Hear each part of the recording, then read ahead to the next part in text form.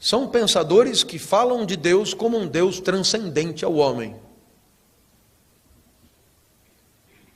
A partir de agora, a segunda metade da minha aula, eu passo a falar do Deus criado pelo homem.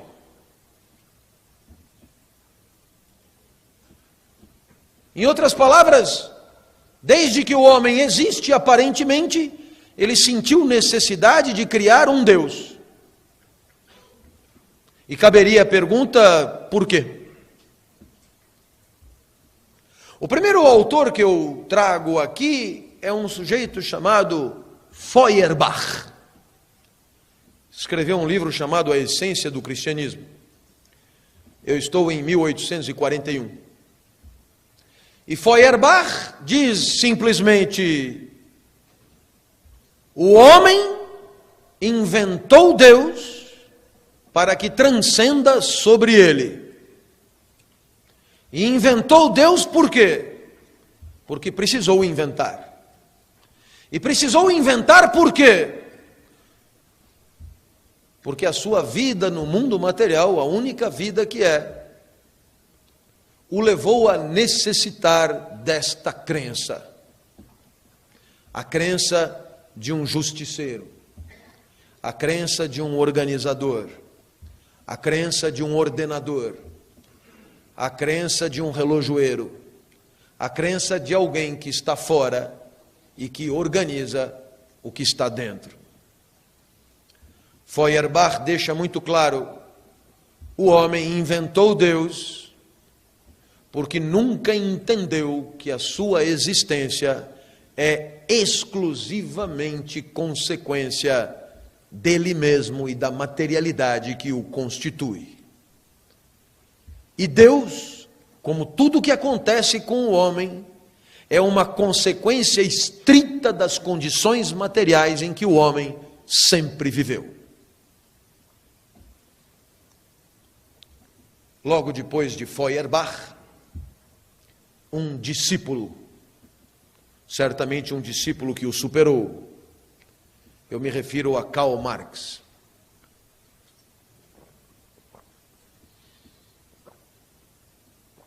Quando se pensa em Deus, em Marx, surge imediatamente uma frase conhecida de todos: a religião é o ópio do povo. Na perspectiva de Marx também, o homem inventou Deus. O homem inventou Deus e mais do que isso, o homem inventou um culto para Deus. E mais do que isso, o homem inventou comportamentos que indicariam a vontade de Deus. Mais do que isso, o homem inventou comportamentos adequados e inadequados em função da vontade de Deus que ele mesmo inventou. E por que isso? Na perspectiva marxista, tudo o que acontece no mundo, tudo o que é visível, tal como a religião, a moral, Deus, o Estado, a política e a educação, por exemplo, só podem ser explicados por uma matriz material e social que é a produção de bens materiais. De tal maneira, meus amigos, que são as forças de produção e as relações de produção numa sociedade a causa última do divino. Em outras palavras, eu não posso entender Deus a partir de uma análise estritamente religiosa ou teológica. Eu não posso entender os discursos sobre Deus olhando apenas para os discursos sobre Deus. Eu não posso entender nenhuma doutrina, nenhuma teoria a respeito de Deus olhando apenas para ela. Existe um subterrâneo explicativo. E esse subterrâneo explicativo, que Marx chama de infraestrutura, é a maneira como o homem produz bens materiais na sociedade. A título de exemplo, na sociedade capitalista,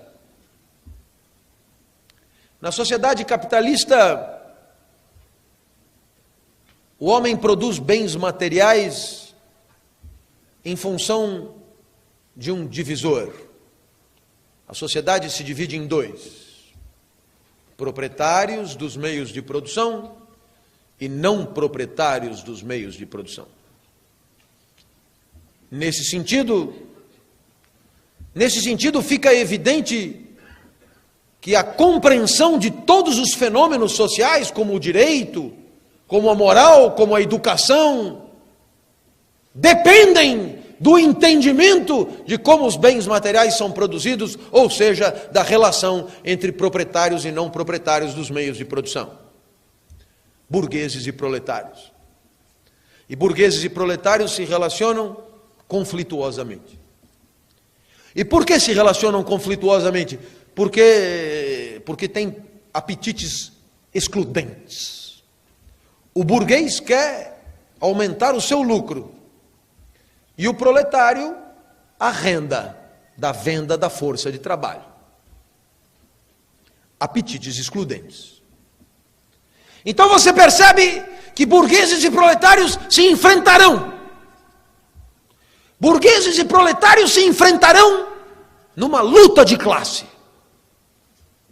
E Deus é o resultado da luta de classe. Deus é uma consequência, entre outras, da luta de classe. Deus é um Deus burguês.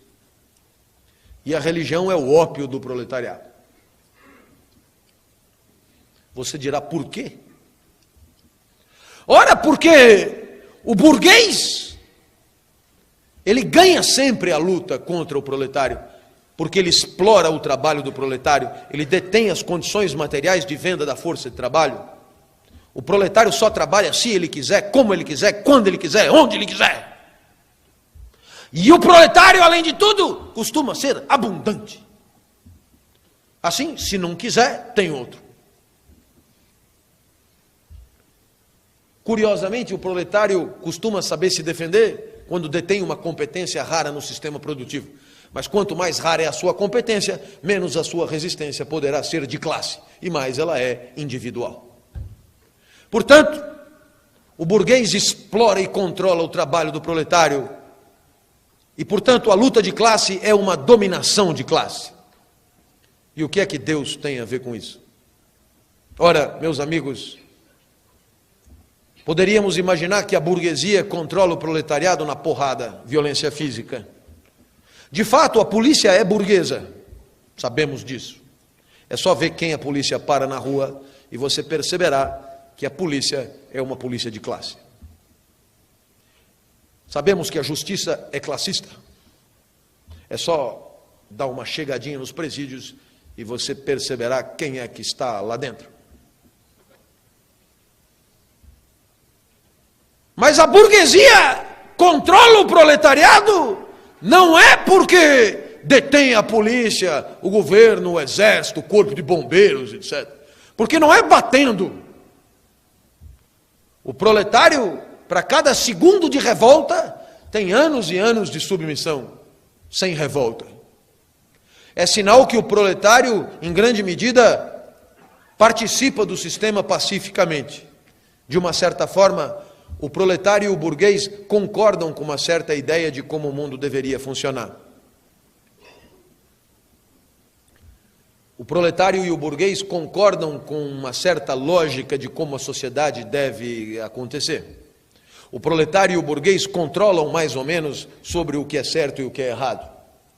O proletário e o burguês concordam sobre a propriedade privada. O proletário e o burguês controlam sobre jornada de trabalho. O proletário e o burguês concordam sobre tanta coisa.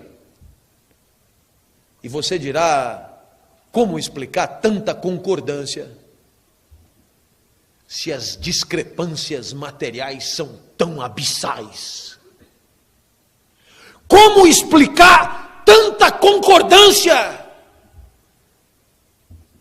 diante de tanta discrepância? E naturalmente, A dominação ideológica é a única explicação. O proletário está convencido de que o burguês tem razão e vice-versa. Em outras palavras, burgueses e proletários parece que flutuam sobre uma mesma matriz ideológica de definição do que é certo e do que é errado. Discordâncias há, mas que nunca colocam em risco a sociedade em questão. Professor, e o que é que Deus tem a ver com isso? Ora, meus amigos, Deus contribui e muito para que as pessoas suportem a vida que lhes toca. Deus contribui muito para que as pessoas não se insurjam contra as discrepâncias materiais evidentes. Deus contribui muito para que milhares de miseráveis não se revoltem contra 2 ou 3 privilegiados. Deus contribui muito para garantir que é mais provável que um camelo passe pelo buraco de uma agulha do que um rico entre no reino dos céus. Deus contribui muito para que não haja maiores exigências sobre uma repartição mais equidistante dos bens materiais sobre a terra. Portanto, Deus é, junto com o seu culto e as suas instituições, o ópio do povo, uma espécie de anestésico que impede a reivindicação do que obviamente seria reivindicável, isto é, menos privilégios e mais igualdade. Muito bem. A terceira perspectiva do Deus criado pelo homem, além de Feuerbach e Marx, é a de Durkheim. Nós estamos no final do século XIX, passagem do século XIX para o século XX, e Durkheim é o pai fundador da sociologia.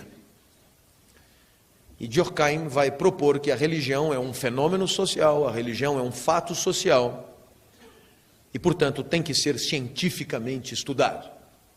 A religião é uma produção do homem, e esta produção do homem tem causas propriamente sociais que merecem um estudo científico.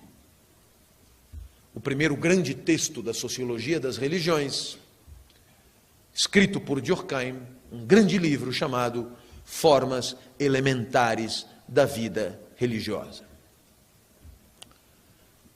Neste livro, Formas Elementares da Vida Religiosa, Durkheim, pai fundador da sociologia, eu repito,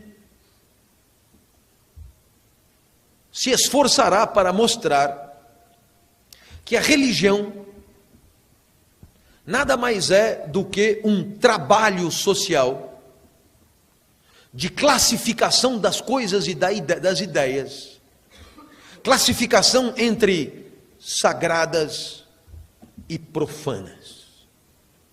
Em outras palavras, toda a sociedade sente a necessidade de dividir o mundo em sagrado e profano. E o que é Deus? Deus é uma entre várias componentes daquilo que uma sociedade considera sagrado. Ora, meus amigos, você perguntará, mas o que é o profano? Eu responderei, é o que não é sagrado. E o que é o sagrado? E eu responderei, é o que não é profano. E você dirá, mas essa tautologia é estúpida. Não, ela é explicativa. Em outras palavras, o que é sagrado numa sociedade? É o que uma sociedade define como sendo sagrado. Pode ser um guarda-chuva, pode ser uma vaca, pode ser um pedaço de madeira cortado por outro pedaço de madeira, pode ser a estátua de um antepassado, pode ser um rio, pode ser um monte. pode ser tanta coisa. A história das religiões são prenhes de exemplos. É sagrado o que uma sociedade considera sagrado. E como que você define o sagrado? Como sendo um conjunto de coisas apartado, diferente, excluído e distinto em relação ao profano. A definição de sagrado e profano, portanto, são definições referenciais, como se diz, tal como o norte e o sul. É impossível definir o norte senão a partir do sul. E é impossível definir o sul senão a partir do norte. Assim é o sagrado e o profano. Naturalmente, o trabalho de definição do sagrado e do profano na sociedade é um fato social, é uma produção social que decorre das necessidades de uma sociedade para se organizar. Em outras palavras, perceba, para Durkheim, o fato de Deus sempre ter estado presente não decorre necessariamente de necessidades psicológicas de cada um dos homens, mas de uma necessidade social de organização do mundo social. De uma certa maneira, a religião aparece como um enorme elemento legitimador da estrutura social, da organização social. E os fatos são indesmentíveis. Afinal de contas, Deus, poder celeste, e os monarcas, os tiranos, os presidentes, poder terrestre, ao longo de toda a história da humanidade, sempre mantiveram relações privilegiadas. De uma certa maneira, não é possível entender por que uma sociedade se organiza como se organiza, se não levarmos em consideração a sua lógica, o seu mecanismo de produção de sagrado e de profano. De uma certa forma, o culto religioso, na perspectiva sociológica, é uma forma de materialização de condutas que visam reproduzir a crença no sagrado. De uma certa forma, o culto religioso é uma forma didática de reprodução, porque as pessoas morrem e outras nascem, de reprodução numa crença coletiva nas coisas sagradas. E você dirá, mas por que todos acreditam na vaca sagrada? E a resposta é, porque todos acreditam na vaca sagrada. Afinal de contas, quando a crença é coletiva, ela tende a ser galvanizadora. E, portanto, é justamente pelo fato de todos acreditarem num certo sagrado que todos passam a fazê-lo. E, portanto, instala-se uma lógica de reprodução de crenças absolutamente organizada por instituições e cultos. Eu posso te garantir que a proposta de Durkheim é uma das mais fecundas da história das ciências humanas.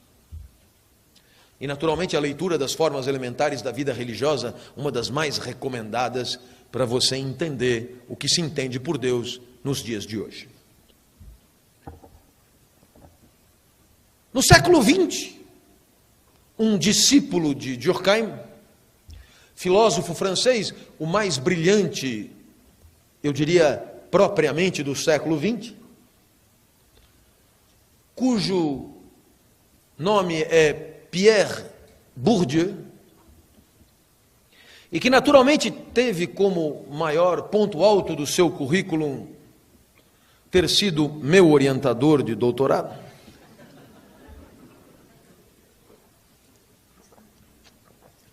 Bourdieu dirá o seguinte: de fato, o sagrado e o profano são uma construção social. Durkheim tem razão. Mas eu vou melhorar isso. Por quê? Porque nessa construção do sagrado e do profano, não são todos que participam, ou pelo menos, nem todos participam com a mesma eficácia e contundência. Em outras palavras, explica Bourdieu, a sociedade se especializou de tal maneira que nos dias que correm, a definição do que é e do que não é sagrado é obra de especialistas. De uma certa maneira, especialistas que nem sempre se entendem entre si. E, portanto, não só não são todos que participam da definição do sagrado, como os que participam e têm legitimidade para isso, estão em luta pela definição do sagrado e do profano. Meus amigos, existe uma legitimidade para participar da luta pelo que é sagrado. E o que é legitimidade? Legitimidade é autorização social, chancela social. É um direito socialmente atribuído. A sociedade não dá a todo mundo o direito de se manifestar sobre o que é e o que não é sagrado. Do mesmo jeito que a sociedade não deixa todo mundo falar sobre filosofia, do mesmo jeito que a sociedade não deixa todo mundo ser médico, do mesmo jeito que a sociedade não deixa todo mundo advogar, do mesmo jeito que a sociedade não deixa todo mundo dirigir carro de Fórmula 1, do mesmo jeito que a sociedade não deixa todo mundo jogar futebol em estádio, do mesmo jeito que a sociedade não deixa todo mundo fazer quase tudo, a sociedade também não deixa todo mundo participar da definição do sagrado e do profano. Obra de especialistas. E Bourdieu vai propor, eu peço que anotem, tecnologia de ponta da reflexão sobre Deus. Bourdieu vai propor o conceito de campo religioso. E o que é um campo social? Aprenda para nunca mais esquecer. O que é, por exemplo, o campo jurídico? O que é o campo médico? O que é o campo jornalístico? O que é o campo publicitário? O que é o campo político? O que é o campo religioso? O que são os campos sociais?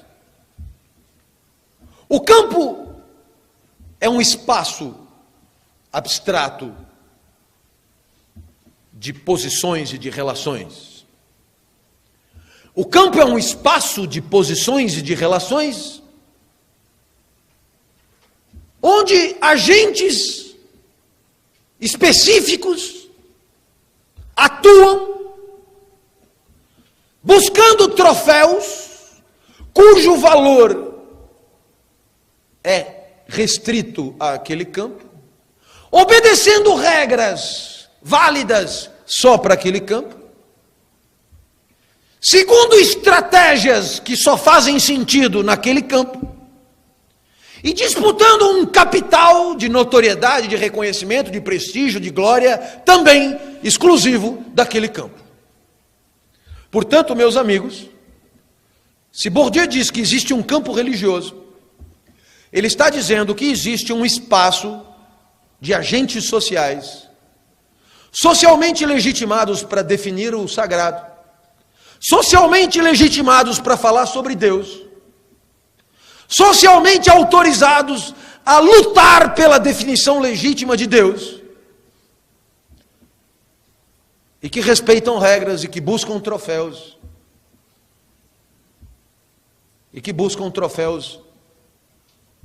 que implicam um acúmulo de capital propriamente religioso, de notoriedade, prestígio, glória e assim por diante. Naturalmente, dirá Bourdieu, a luta pelos troféus religiosos, a luta pela notoriedade, a luta pelo monopólio da definição do sagrado, ela no campo religioso vem muito travestida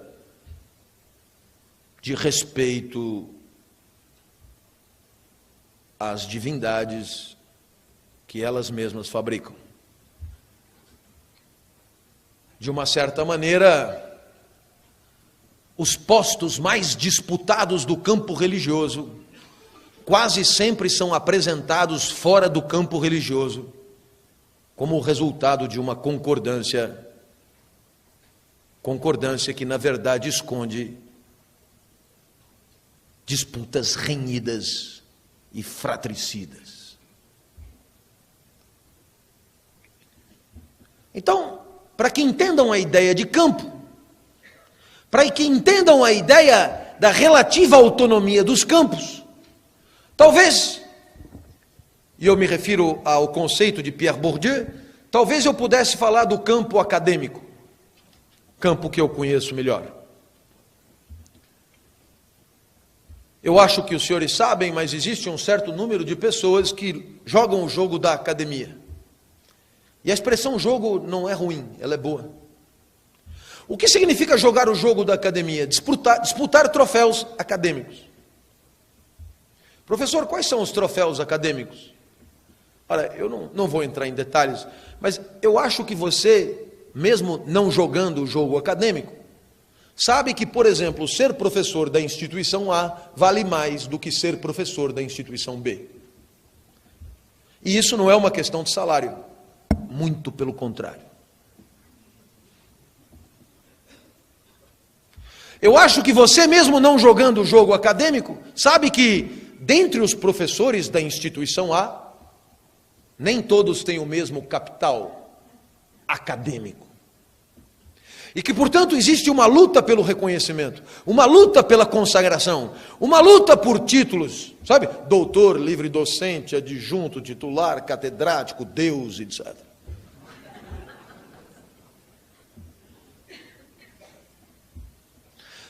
Eu acho que você sabe que o campo acadêmico é um espaço de concentração dramática de prestígio. E que para cada Marilena Chauí, existem centenas de milhares de professores autorizados apenas a aplaudi-la, quando ela permite. Autorizados a comprar seu livro para ler. E, eventualmente, pedir aos alunos que leiam.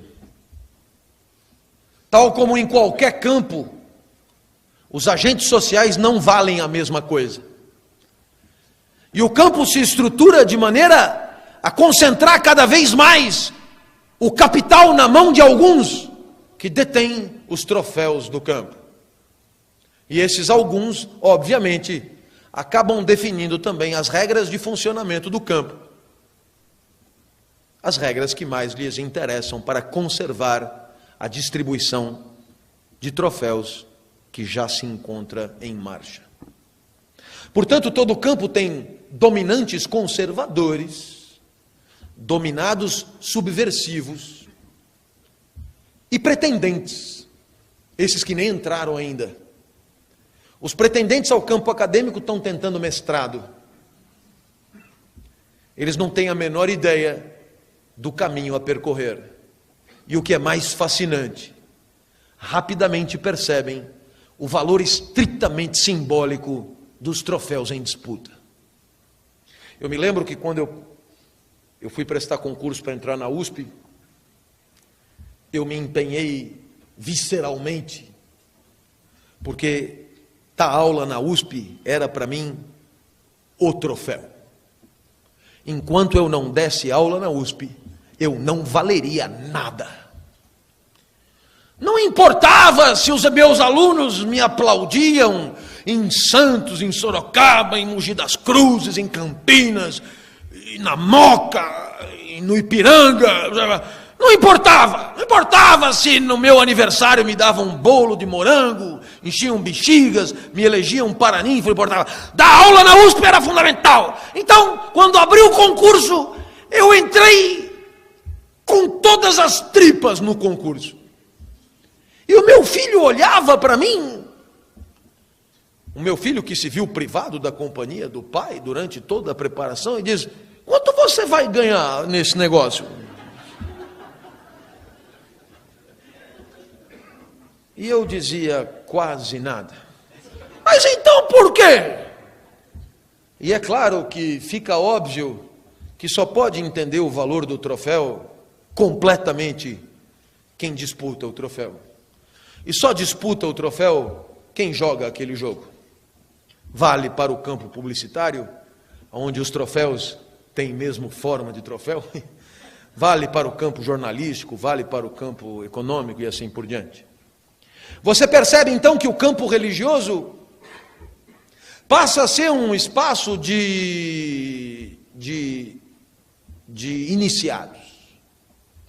Um espaço de iniciados, um espaço de autorizados, um espaço daqueles agentes cuja vida é consagrada à luta pela definição do sagrado legítimo naquela sociedade. E naturalmente, como em qualquer campo, não é um espaço de concordâncias, mesmo que aparente ser. É um espaço de luta. É um espaço de luta ferrenha pela definição do que a sociedade deverá entender e não deverá entender por sagrado naquele lugar. Perceba, é sagrado, portanto, aquilo que os agentes socialmente autorizados a definir o sagrado definem como tal. Proposta de Pierre Bourdieu. Naturalmente, a sociologia das religiões é um dos segmentos da sociologia que mais floresceu no século XX. Eu mesmo participei de inúmeras bancas, algumas maravilhosas, de estudos sociológicos sobre a produção do sagrado no mundo. Eu poderia citar algumas bancas que eu participei, uma delas maravilhosa, um estudo sobre o jornal Folha Universal. Um estudo sobre as estratégias editoriais e as políticas editoriais do jornal Folha Universal. Um estudo do conceito de Deus no jornal Folha Universal. E você dirá, mas o conceito de Deus do jornal Folha Universal não tem nada a ver com Deus. Não, se você aceita que Deus é uma produção social e, portanto, Folha Universal é um agente, entre outros, na luta pela definição do divino. De uma certa maneira, a definição legítima de Deus passa pela definição legítima de quem tem poder para definir legitimamente o divino. Meus amigos, a perspectiva sociológica da reflexão sobre Deus é auspiciosa e interessantíssima, mas essa aula tem que chegar ao seu fim. E eu gostaria de trazer aqui duas reflexões estritamente contemporâneas. Em outras palavras, do século XXI. Para que não tenhamos ideia de que a reflexão sobre Deus é uma coisa de gente velha. E eu queria trazer, de um lado, aquilo que se convencionou chamar da reflexão sobre Deus no pensamento pós-moderno. E, de outro lado, um exemplo de reflexão filosófica sobre Deus no pensamento contemporâneo, que nada tem de pós-moderno.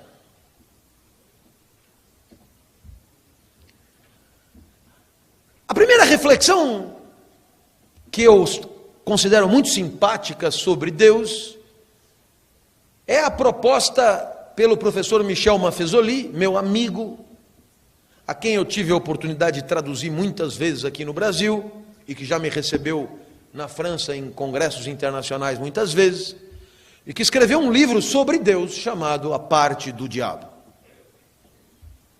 traduzido pela editora Record. Qual é a ideia central do pensamento de Michel Maffezoli? A sociedade pós-moderna, segundo Maffezoli, é uma sociedade mais tolerante com os apetites do corpo de cada um. Procure me entender. Enquanto a sociedade moderna exigia de você discursos identitários enrijecidos, do tipo, eu sou rotariano, eu sou corintiano, eu sou católico, eu sou... E esses eu sou para sempre, né, velho? Sou casado com Lourdinha Frankenthal Gomes Antão. O próprio sobrenome da mulher já não permitia o divórcio, uma coisa não terminava mais. Trabalho na Nestlé há 255 anos e pego sempre o mesmo caminho. Eu sou aquele... Então, os discursos identitários sempre foram discursos enrijecedores da existência do homem. E é claro que isso sempre representou um grande problema, porque afinal de contas o nosso corpo é fluxo, é trânsito, os nossos apetites mudam de direção a cada segundo, e você tendo que respeitar tantas referências imutáveis, você acabava percebendo que o teu corpo desmentia o discurso sobre você a cada segundo. O homem moderno, segundo Michel Maffesoli, é um homem desesperado. Como se não bastasse isso, como se não bastasse a rigidez identitária da modernidade clássica, a sociedade moderna tinha a pretensão do risco zero. A ideologia do risco zero consistia em normatizar a vida da maneira mais detalhada possível, lei para tudo, fazendo com que não houvesse o menor risco de você sofrer uma agressão, uma violência, se dar mal, uma injustiça, etc, etc. República de Weimar, o homem absolutamente controlado por uma pretensão estatal garantidora de uma estabilidade e de uma paz consolidada. Ora, essa normatização excessiva, essa gabaritação excessiva da vida moderna, fez com que o homem moderno, ele, de uma certa forma, ele confinasse dentro dele,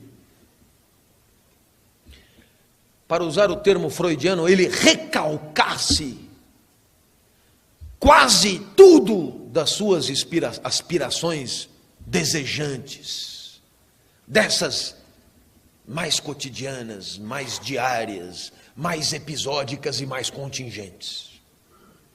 Uma bunda atraente, por exemplo, deveria ser evitada, porque poderia colocar em risco o matrimônio com Lourdinha, Gomes, Antão, Almeida, Prado, não sei o que. Ou isso ou o cinismo absoluto.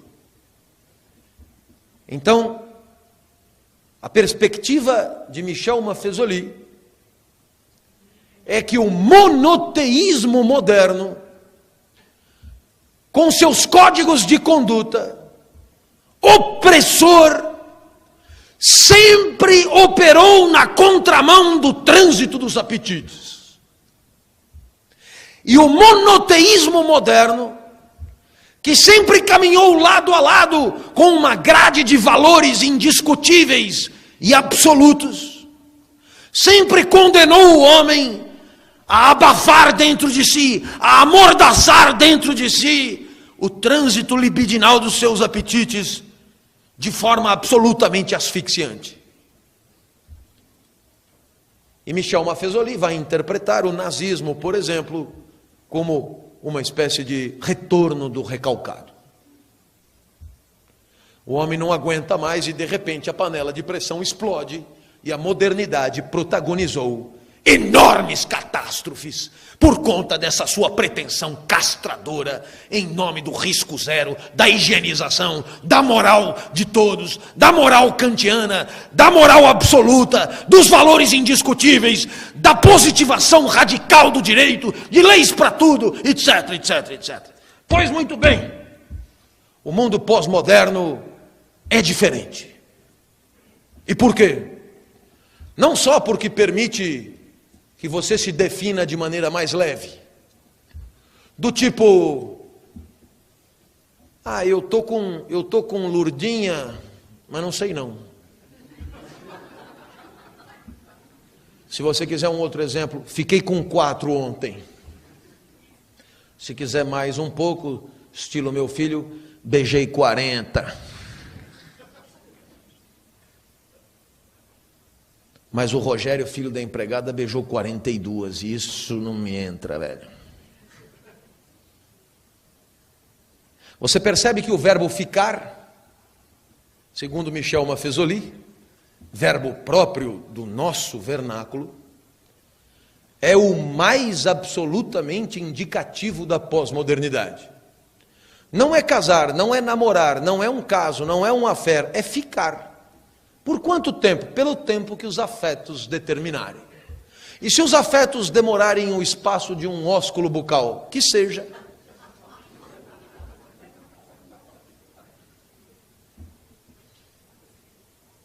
A sociedade pós-moderna aceita que de tempos em tempos o homem subverta.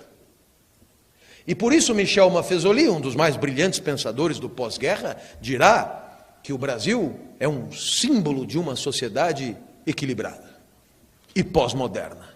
E por quê? Porque autoriza a subversão. Exemplo, o carnaval. Exemplo, as festas religiosas. Exemplo, Salvador. Em outras palavras, é porque o homem pode de vez em quando aloprar que ele não vai ficar. Em outras palavras, ao invés do nazismo, retorno dramático do recalcado, uma sessão de bimbadas alucinadas a cada 3 meses, e eu já me acalmo.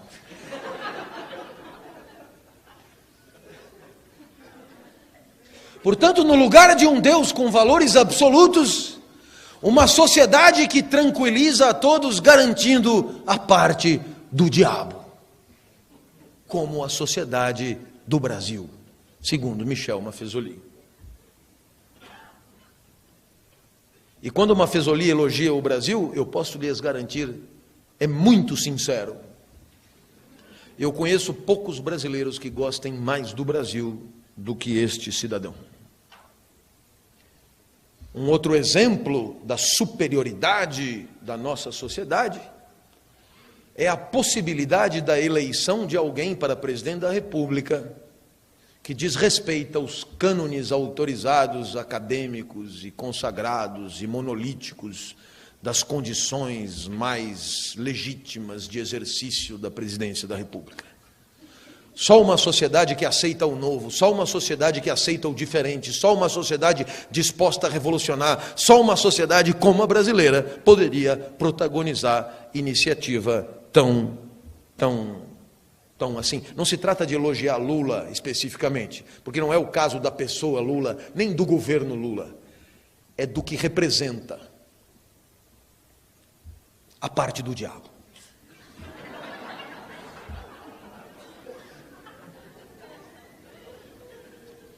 A segunda proposta pós-moderna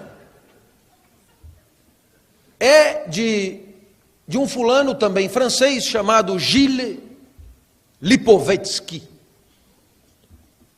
Gilles Lipovetsky também é pós-moderno e, portanto, também concorda com Maffesoli, embora os dois sejam inimigos mortais. Eu também conheço o Lipovetsky, também é meu amigo, também já fui para lá por causa dele, também já traduzi ele aqui. Os dois não sentam na mesma mesa, mas dizem coisas muito parecidas, talvez por isso não sentem na mesma mesa.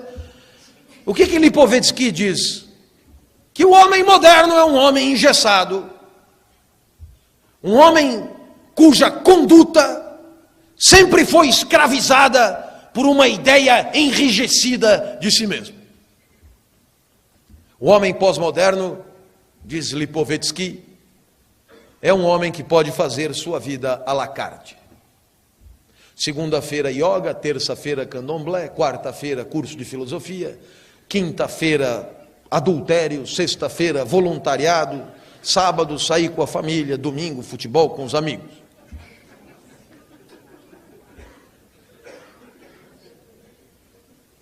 E dentro dessa perspectiva, Deus não mais deve e pode ser explicado como uma construção que explica a ordem social. Mas Deus deve ser entendido como um traço distintivo e discriminador da privacidade de cada um. Em outras palavras, a religião e o pertencimento religioso deixaram de ser uma questão pública e passaram a ser uma questão da esfera individual, privada e ensimesmada de cada um. De uma certa forma, assistimos a um estilhaçamento da noção de Deus, em função das necessidades metafísicas de cada um. Deus passou a ser uma questão de consciência privada, muito mais do que uma questão de cultos institucionais, organizadores de grandes coletivos. A última reflexão dessa aula aponta para um livro, talvez o mais recente sobre Deus do mercado filosófico, livro do meu professor de filosofia, André Comte Sponville, chamado O Espírito do Ateísmo. Qual é a ideia central desse livro? A ideia central desse livro, eu peço que façam esse último esforço. A ideia central desse livro, a meu ver, ela é magnífica. Porque Sponville proporá uma diferença, uma ruptura entre o espírito de um lado e a fé do outro lado, que tem consequências magníficas na nossa vida. Qual é a proposta? Eu vou explicar essa proposta a partir de uma história que ele mesmo conta.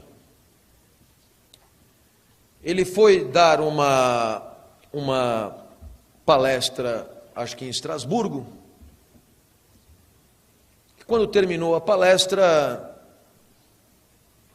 ele tendo professado o seu ateísmo, um padre veio falar com ele para aplaudi-lo. E para a surpresa dele, o padre disse: eu concordo com tudo que você falou. Sponville vira e diz: mas como você pode concordar se eu disse que sou ateu, que eu não acredito em Deus? E o padre disse: você sabe, no final das contas, isso tem tão pouca importância. A segunda história, que eu acrescento a essa, é a história de dois judeus que, conversando até altas horas da noite, concluem que Deus não existe. No dia seguinte, um acorda, procura o outro, não encontra o outro, vai até o jardim e vê o outro fazendo as suas rezas matinais. Ele pergunta: escuta aqui, nós ficamos até as 3 horas da manhã para concluir que Deus não existia, o que é que você está fazendo? E o outro responde: e o que Deus tem a ver com isso?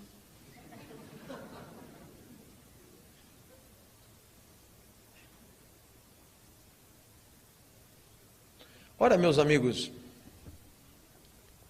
essas duas histórias são muito interessantes, porque, na verdade, a proposta de Sponville, com a qual eu comungo amplamente,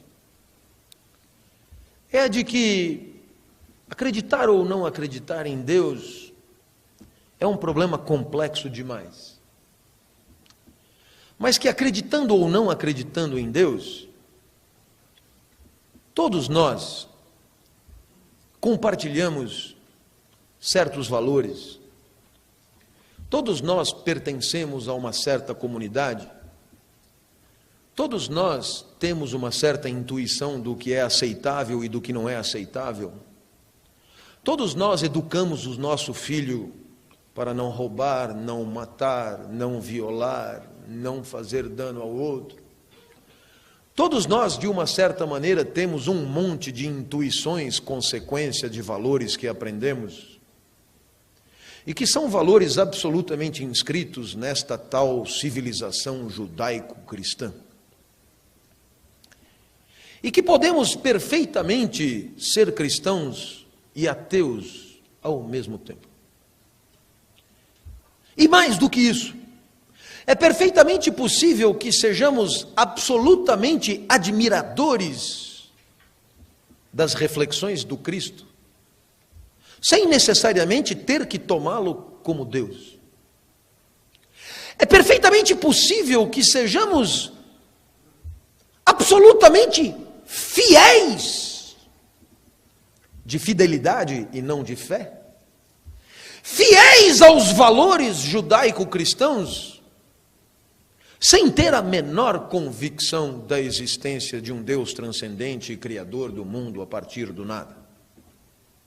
E, portanto, eu gostaria de terminar a minha aula com uma reflexão do Dalai Lama. Um rapaz francês chegou para o Dalai Lama e disse: senhor, eu gostaria de me tornar budista. O que eu preciso para me tornar budista? E o Dalai Lama olhou para o rapaz e disse: mas por que você quer se tornar budista? Na França você tem o cristianismo, e o cristianismo é muito legal. O cristianismo é fascinante. O cristianismo oferecerá a você tantas coisas que permitirão a você uma vida absolutamente digna e valorizada. Por que buscar o budismo? Ora, como interpretar isso? Eu naturalmente vejo muito mal. Eu absolutamente não entra na minha cabeça o Papa Bento XVI diante de um jovem oriental querendo se tornar cristão. E o Papa dizendo: você tem o budismo? É muito legal o budismo. É claro que o budismo é uma religião sem Deus e, portanto, para quem é ateu, é cômodo o budismo. Mas é muito importante que você entenda o que Sponville está tentando ensinar. Afinal de contas, de fato, quando você é fiel a uma comunidade da qual você participa, porque nela nasceu e nela está inscrito, querendo ou não, o fato de acreditar ou não acreditar em Deus, de fato, passa a ser uma questão menor, quase que uma questão irrelevante. Ora, eu realmente imagino que nunca mais a filosofia vai propor uma prova da demonstração da existência de Deus aos moldes de Anselmo, Descartes, Leibniz, Tomás de Aquino, Voltaire, etc. Nunca mais. Mas eu estou absolutamente convencido que a filosofia nunca deixará de falar em valores. A filosofia sempre mostrará que os valores são aprendidos no mundo. A filosofia sempre mostrará que os valores são historicamente construídos. A filosofia sempre mostrará que no lugar de valores absolutos, os valores são dados da cultura e que existem de fato como critérios existenciais. A filosofia sempre perderá muito tempo para mostrar que, querendo nós ou não, precisamos de critérios para viver. Querendo nós ou não, por mais nietzschianos que sejamos, entre 2 ou 3 vidas possíveis, temos que escolher alguma, e algum critério vamos ter que escolher para definir a vida de carne e osso. E evidentemente que isso sempre pressuporá algum tipo de fidelidade com a comunidade a que pertencemos, com a cultura a que pertencemos, com o mundo em que estamos inscritos. Eu tenho a nítida sensação de que talvez, se Deus for entendido por aí, ele se aproximará mais do que está por vir a respeito de reflexão sobre Deus, do que tudo o que dissemos para chegar até aqui. A história da ideia de Deus não acaba nessa aula, mas essa aula faz parte da história da ideia de Deus. O homem continuará falando sobre Deus enquanto houver homem. Se há um Deus transcendente e criador, se o Deus é imanente ao universo, se o Deus é o próprio homem, se o Deus é o olho do porco, se o Deus é a inteligência superior que organiza seres a finalidades, se Deus deveria ter impedido Auschwitz ou não, se o mal absoluto coloca em xeque a existência de Deus, tudo isso o homem continuará pensando. Mas o fato é que Deus importa muito, porque o homem vive, e Deus continuará sendo e sempre será uma enorme fonte de critérios para que o homem possa continuar vivendo. De uma certa maneira, Dostoiévski, aqui é a minha frase final, Dostoiévski resumiu tudo. Já que Deus não existe, tudo é permitido. E já que tudo é permitido, a vida não tem sentido. E já que a vida não tem sentido, acaba de se tornar impossível viver. Era o que eu tinha para dizer. Muito obrigado e até a próxima, se Deus quiser.